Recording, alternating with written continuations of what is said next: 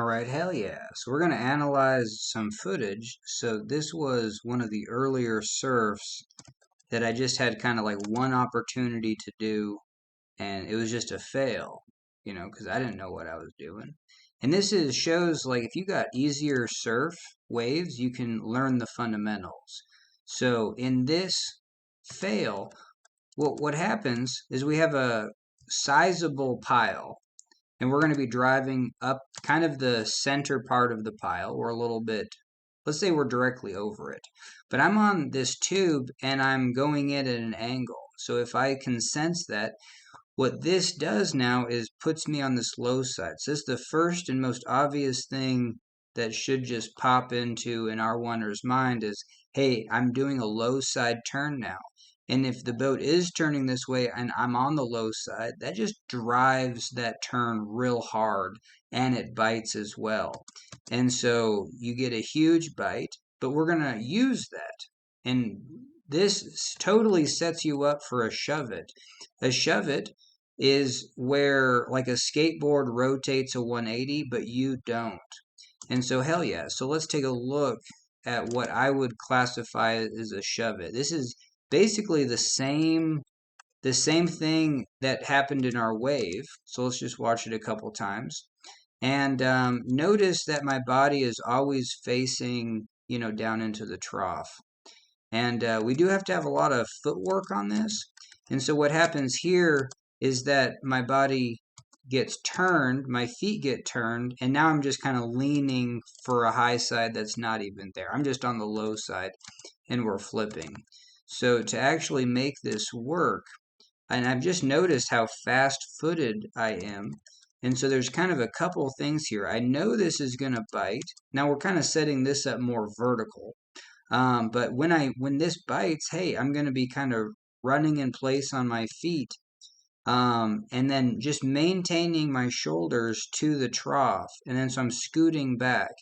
And if I, pump my feet a couple times, and kind of walk my feet back, this prevents, this sideways motion. So like right here, from the other footage, I could be totally sideways and just fall out and just kind of leaning for the high side.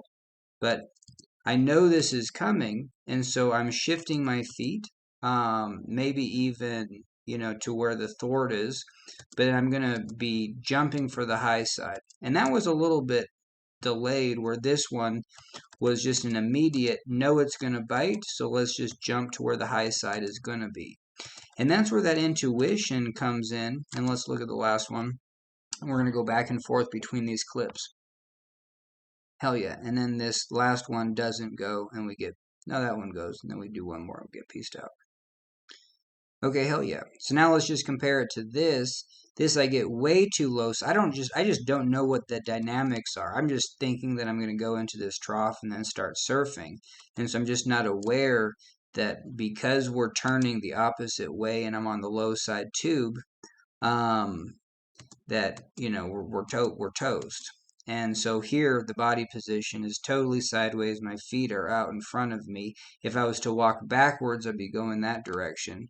And so there's a moment here, probably right here, that I should be already knowing this is going to happen. And, the place to jump is always on the pile.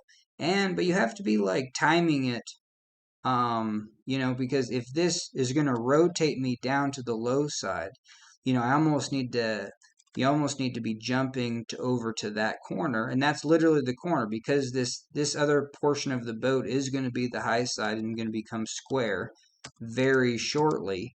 I needed to jump over to that side, and if you look at where that side is right here, it's over there. So it is kind of like, I don't know, jumping on a merry-go-round or however that is, like timing it to where, like, hey, you're do things. One, you're going to be jumping backwards to the pile, but also, where the boat is going to be on top of the pile shortly. So that's going to be right there.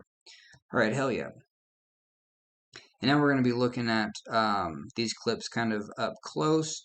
You're going to be looking at that running motion. Let's just watch these all the way through. Every time the boat bites, we're going to know it's going to bite, and then we're going to let the boat, and even just, walking the feet allows that a boat to turn. So if I actually, drive my feet like that, then this buildup allows the boat to turn and then me just to be kind of stationary in place. And so that also helps the turnout. That's why you don't need any extra. And so let's take a look at this because this low-sided turn, it doesn't need any extra juice. I just lay it in. I don't need to do a forward paddle stroke. That really takes the boat and the boat's gonna do a 180. So it's just really fascinating how how driven that move is. Okay, hell yeah. So now this wave could have done a low side turn, um, given all of that. Just like, hey, once that instantly bites, I'm jumping to the high side. That does a few things because if that's biting and I jump to the high side, it's releasing this energy because hey, if this just always builds up and I'm in the direction that it's building, it's just going to carry me maybe over the top. But not even in that case. This case, we could have still surfed. We're just totally riding this low side tube up and we're not giving it a chance. But hell yeah. So that's just so fascinating that if I'm ever on like one of these bigger waves, this is probably the moves, and I'll try to make more of these videos because people are going to get on these bigger waves and you just have one opportunity. So what are your best turns to actually capture this wave after a turn? And a lot of the ones that really work good is when the boat does this, where the boat broaches into a 90 and you can high side and then surf it down and it might be still rotating, but it's usually what really works is going to be like a vertical, so vertical punch in, and this brings it to a high sided surf, or I should just say a side surf. So a vertical punch brings it to a side surf, and then you're going to be driving the boat back in, and hopefully, continuing that rotation. And that's the thing. The bigger these waves get, you might go up into a side surf and stall, and that isn't going to be bringing it all the way around. All right, so hell yeah. So now we kind of look at each of these individual, walking the feet, jumping to the high side compared to here. Here we're just going with the flow. We don't walk those feet. We don't jump to the high side. So obviously that footage is deer in the headlights. Here's what it would look like. And then, like, honestly, these videos are just for me so that when I go out there and see a wave like this, I can use those intuition. I can be like, hell yeah, I'm going to do that move. And that move is going to be potentially one that just really goes. Get up onto the pile and then angle low side to the shoulder. And both those are the same. Like I'm not angling up against the pile. I'm on the pile shoulder interface, and that's where this really works out really well. So here, I'm on the pile, but then the boat goes up, the boat can rotate into the shoulder. So that and then you get a wedge effect. If this is rotating out of the shoulder, then this back portion of the boat gets wedged into that pile. And so that also helps. And then so if I was on this high side, there's not a tendency for this to go over here, but it's just going to wrap around and then be captured. So let's show you how this gets captured, especially from that wedge approach.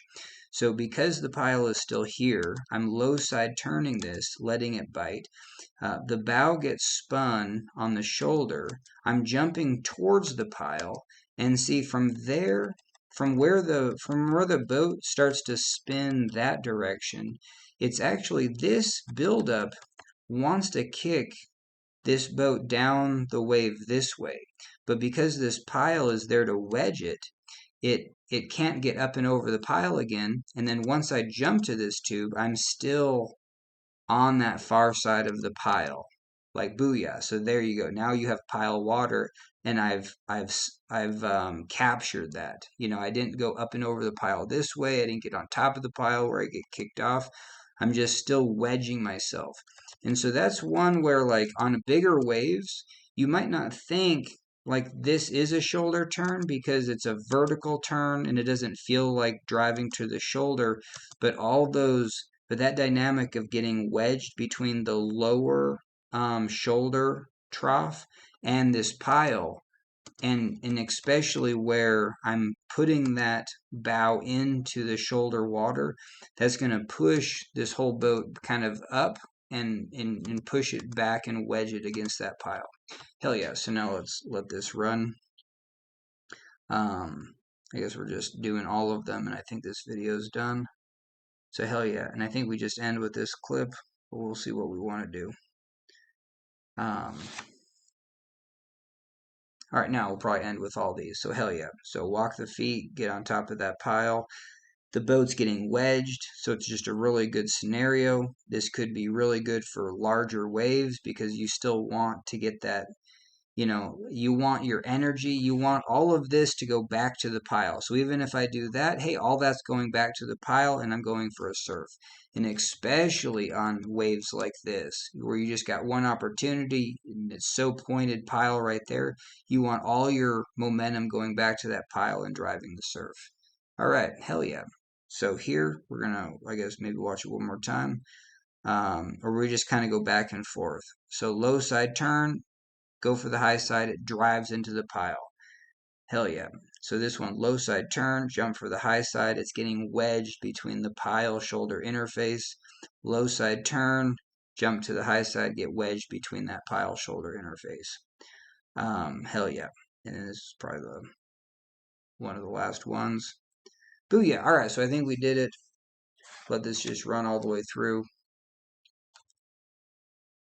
All right. In this one, we don't make it. So thanks for joining me. Booyah.